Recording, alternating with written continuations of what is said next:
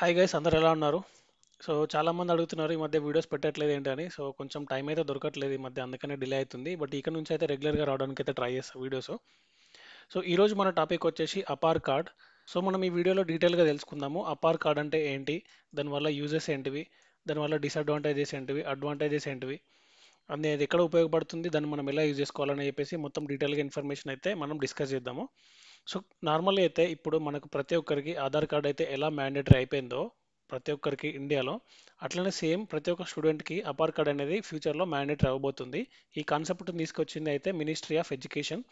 So ఇది ఏంటంటే ఒక స్టూడెంట్ మనం ఫిఫ్త్ క్లాస్ నుంచి సిక్స్త్కి లేదా ఇంటర్ నుంచి డిగ్రీకి లేదా 10th నుంచి ఇంటర్కి ఇట్లా మైగ్రేట్ అవుతున్నప్పుడు, స్విచ్ అవుతున్నప్పుడు, అప్గ్రేడ్ అవుతున్నప్పుడు మనకి ఎడ్యుకేషనల్ డాక్యుమెంట్స్ అయితే అడుగుతారు. మీది 10th మెమో ఏది, 10th టీసీ ఏది, ఇంటర్ మెమో ఏది, లేకపోతే short memo, long memo, gaps ఉన్నాయా, ఎక్కడైనా ఫెయిల్ అయినారా, ఇట్లాంటి డీటెయిల్స్ అన్నిటికీ చెక్ పెట్టడానికి. అండ్ అదే కాకుండా దీనివల్ల ఇంకా బెనిఫిట్స్ ఏంటంటే ఇప్పుడు మనం 10th నుంచి ఇంటర్కి వెళ్ళిన తర్వాత ఇంటర్ నుంచి డిగ్రీకి వెళ్ళినప్పుడు ఏదైనా కెరియర్ గ్యాప్స్ అంటే మన ఎడ్యుకేషనల్ గ్యాప్స్ ఉన్నాయా లేదా అనేది ఐడెంటిఫై చేయొచ్చు దీని ద్వారా. ఓకే. సో ఇనిషియల్గా అయితే మనం బేసిక్ డీటెయిల్స్ డిస్కస్ చేద్దాము. ఇక్కడ అపార్ అంటే ఏంటంటే automated permanent academic account registry. So ఇక్కడ మీకు నేమ్లోనే ఉంటుంది. మీరు ఈవెన్ గూగుల్లోకి వెళ్ళి కూడా ఇట్లా సెర్చ్ చేసుకోవచ్చు, అపార్ కార్డ్ అని టైప్ చేయండి. సో బేసిక్గా మీరు అపార్ కార్డ్ అని క్లిక్ చేసిన తర్వాత మీకు బేసిక్ ఇన్ఫర్మేషన్ కావాలంటే ఏదైనా ఒక సైట్లోకి వెళ్ళండి. సో మనం క్లియర్ ట్యాక్స్లోకి వెళ్దాం. ఇక్కడ చూసుకుంటే మీకు అపార్ కార్డ్ అంటే ఏంటి, దాని ఫుల్ ఫామ్ ఏంటి, దాని registration, benefits, how to download, ఇవన్నీ ఉన్నాయి. సో ఇప్పుడు మనం డిస్కస్ చేసేది కూడా ఇదే, మీకు షార్ట్లో చెప్పేస్తే ఇక్కడ.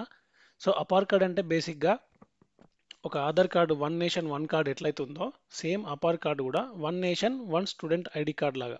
అంటే ప్రతి ఒక్క స్టూడెంట్కి వాళ్ళ డీటెయిల్స్కి సంబంధించి అన్ని దానిలో ఉంటాయి. మనం ప్రతి చోటికి, ప్రతి కాలేజ్కి, స్కూల్కి బంచ్ ఆఫ్ డాక్యుమెంట్స్ పట్టుకొని వెళ్ళాల్సిన అవసరం లేదు. So APAAR card full form ఏంటంటే automated permanent academic account registry.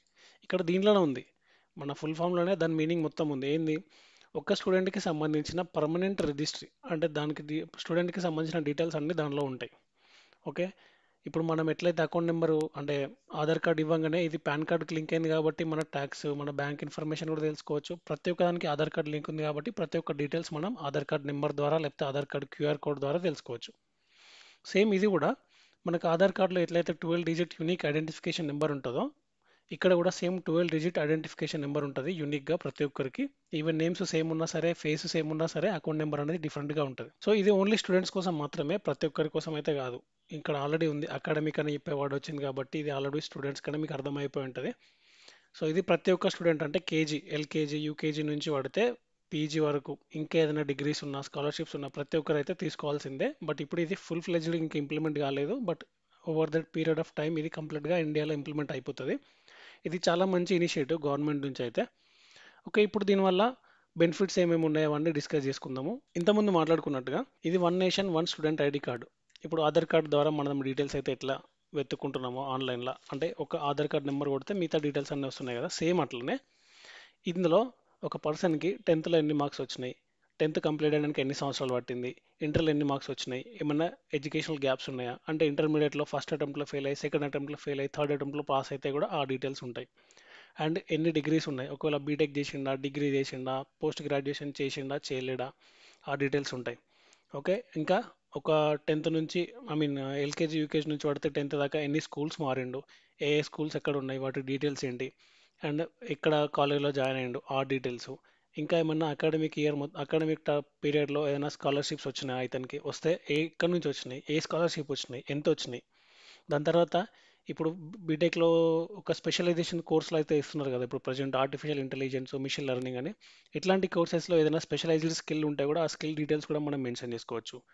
And ఇంకా రివార్డ్స్, ఇప్పుడు కొన్ని అవార్డ్స్ వస్తుంటాయి. ఇప్పుడు క్లాస్ టాపర్ అని, క్లాస్ టాపర్ అంటే మేబీ కన్సిడర్ చేయకపోవచ్చు కానీ అకాడమిక్ టాపర్ లేకపోతే 10th, ఇంటర్మీడియట్, స్టేట్ లెవెల్ ఇట్లా ఏమైనా అవార్డ్స్, రివార్డ్స్ వస్తుంటే కూడా, ఫస్ట్ వస్తుంటే కూడా డీటెయిల్స్ అన్ని దానిలో మెన్షన్ చేస్తారు.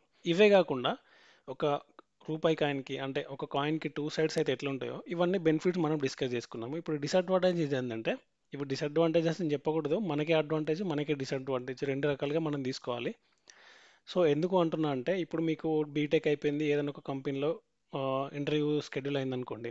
అప్పుడు మీకు ఫ్రెషర్కి వెళ్ళినప్పుడు మీకు ఎడ్యుకేషనల్ డాక్యుమెంట్స్ ఖచ్చితంగా అడుగుతారు, లేదా సబ్జెక్ట్స్ గురించి కూడా డిస్కస్ చేస్తారు. అప్పుడు మనం నార్మల్గా ఫేక్ పెట్టాల్సిన ఉద్దేశం మనకు ఉంది అనుకుంటే గిట్ట మనం అబద్ధం చెప్పడానికి ఛాన్స్ ఉంటుంది. కానీ ఇప్పుడు ఈ one nation one student ID card అంటే ఆధార్ కార్డ్ వస్తే ఏమైందంటే సింపుల్గా మీరు తీసుకుపోయి ఒక కార్డు ఇస్తే వాళ్ళు దాన్ని స్కాన్ చేసుకుంటారు క్యూఆర్ కోడ్ తోటి లేదా యూనిక్ ఐడెంటిఫికేషన్ నెంబర్ ఎంటర్ చేస్తే మీ మొత్తం జీవిత చరిత్ర మొత్తం ముందట కూర్చున్నట్టు ఉంటుంది. అంటే మన భాగవతం మొత్తం బయటపడ్డది అంటారు కదా, సేమ్ అట్లనే మన డీటెయిల్స్ అన్నీ దాంట్లోనే ఉంటాయి. మనం ఒక్క చిన్న అబద్ధం చెప్పడానికి కూడా ఛాన్స్ లేదు. సో ఇదైతే డిసడ్వాంటేజ్. ఎందుకంటే మనం ఏదైనా బ్యాక్ డోర్ కానీ వేరే పద్ధతిలో జాబ్ కోసం ట్రై చేస్తున్నప్పుడు డిసడ్వాంటేజెస్, లేకపోతే జెన్యున్ ఉన్న వాళ్ళకైతే ఇది అడ్వాంటేజ్. పెద్ద అది దానికి ఏమి ఉండదు. ఈవెన్ బ్యాక్గ్రౌండ్ వెరిఫికేషన్ అప్పుడు అంటే మీకు ఇంటర్వ్యూ అయింది, జాబ్ కూడా వచ్చింది, ఆఫర్ రిలీజ్ చేసే ముందు మీకు బ్యాక్గ్రౌండ్ వెరిఫికేషన్ జరుగుతుంది కదా, జెన్యున్ స్టూడెంటా, జెన్యున్గానే చదువుకున్నాడా, ఫేక్ సర్టిఫికేట్స్ పెట్టి జాబ్ తీసుకుంటున్నాడు ఇవన్నిటి కోసం. సో అప్పుడు ఏమైందంటే సింపుల్గా సారీ సో సింపుల్ ఏంటంటే ఈ one nation one student ID card enter చేశారు అనుకోండి, నెంబర్ కానీ స్కాన్ కానీ చేశారు అనుకోండి, దానిలో డీటెయిల్స్ అన్నీ ఉంటాయి. సో జెన్యున్ ఉన్న డీటెయిల్సే దానిలో ఎంటర్ చేస్తారు కాబట్టి దానిలో గ్యాంబ్లింగ్ జరగడానికి ఛాన్స్ ఉండదు. సో బ్యాక్గ్రౌండ్ వెరిఫికేషన్ జెన్యున్ ఉన్న వాళ్ళకైతే ఈజీగా క్లియర్ అయిపోతుంది. అండ్ జెన్యున్గా లేక ఒకవేళ గ్యాప్స్ ఉండి కూడా జాబ్కి అప్లై చేసి ఏదో ఒక రకంగా మేనేజ్ చేద్దాం అనుకునే వాళ్ళకి మాత్రం ఇది ఒక పెద్ద డిసడ్వాంటేజ్ అని చెప్పాలి. సో దీనికి మీరు ఏమంటారో చెప్పండి. అంటే ఇది బ్యాక్గ్రౌండ్ వెరిఫికేషన్ పర్పస్లో చూసుకుంటే మనకి జెన్యున్ వెళ్ళే వాళ్ళ కోసం మాత్రం అయితే బాగానే ఉంది, కానీ జెన్యున్గా కాకుండా కెరియర్ గ్యాప్ ఉండి ఫేక్ ఎక్స్పీరియన్స్ పెట్టి జాయిన్ అయ్యేటోళ్ళకి అయితే చాలా ఇబ్బంది ఫేస్ చేసే సిచ్యువేషన్ అయితే ఉంటుంది ఫ్యూచర్లో. సో ఇప్పుడు దీన్ని మరి ఎలా అప్లై చేసుకోవాలి? నార్మల్గా ఒక స్టూడెంట్ ఉన్నారు, మీరు స్టూడెంట్ కాకపోయినా సరే, ఇప్పుడు నేను కూడా స్టూడెంట్ కాదు, మన పిల్లల కోసమా లేకపోతే మన చుట్టుపక్కల వాళ్ళ కోసమా ఎలా అప్లై చేయాలంటే అది చూద్దాం ఇక్కడ. సింపుల్ ఇప్పుడు మీరు ఆ, ఇంతకుముందు మనం గూగుల్లో చూసినాం కదా, గూగుల్లోకి వెళ్ళేసి అపార్ కార్డ్ అని కొడితే మీకు ఏ ఒక్కటి కూడా ఇక్కడ అఫీషియల్ వెబ్సైట్ని చూపించట్లేదు. ఇది క్రియల్ ట్యాక్స్ వెబ్సైట్, ఇది geek for Geeks, so different different websites వస్తున్నాయి తప్ప మనకు అఫీషియల్ రావట్లేదు. అండ్ ఇంకోటి ఇక్కడ మనం చూసినాం కదా, క్లియర్ ట్యాక్స్లోకి వెళ్ళినప్పుడు వీళ్ళు రిఫర్ చేసే అఫీషియల్ వెబ్సైట్ చూడండి, login to academic bank of credits అంటే ఇది.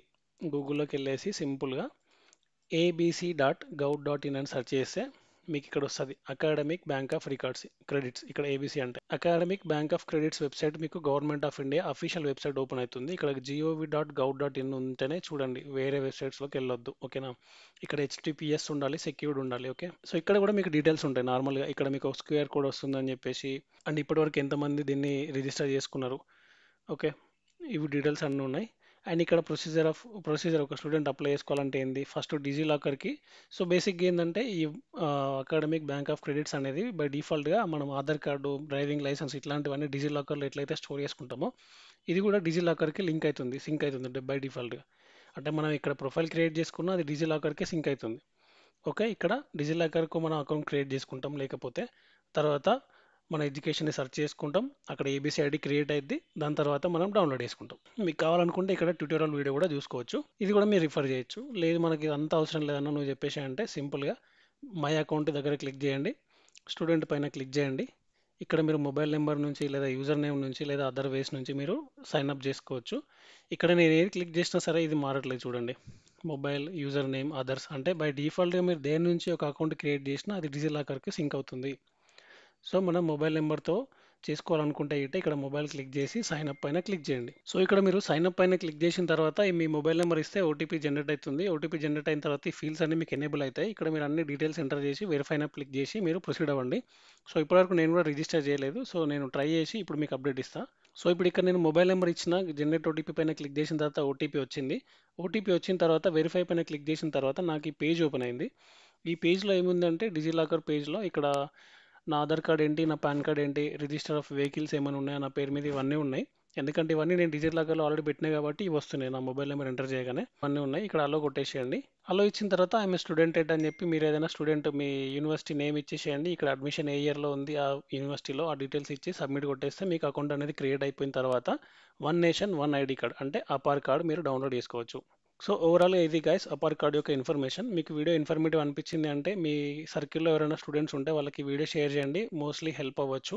ఇలాంటి ఇన్ఫర్మేటివ్ వీడియోస్ కోసం ఇంకా మన ఛానల్ ఎవరైనా సబ్స్క్రైబ్ చేయలేదు అంటే సబ్స్క్రైబ్ చేయండి. అండ్ మీరు సబ్స్క్రైబ్ చేస్తే నాకు కూడా కొంచెం మోటివేషన్ వస్తుంది వీడియోస్ చేయాలని చెప్పేసి. మీకు ఏమైనా ఎలాంటి డౌట్స్ ఉన్నా సరే, అకౌంట్ క్రియేట్ అవ్వకపోయినా సరే ఖచ్చితంగా మీరు కామెంట్ సెక్షన్లో చెప్పండి. నేను ఖచ్చితంగా ప్రతి ఒక్క కామెంట్కి రిప్లై ఇస్తాను. రిప్లై రాదని అనుకోకండి. Thank you for watching the video guys and thank you for subscribing in advance. Okay, thank you.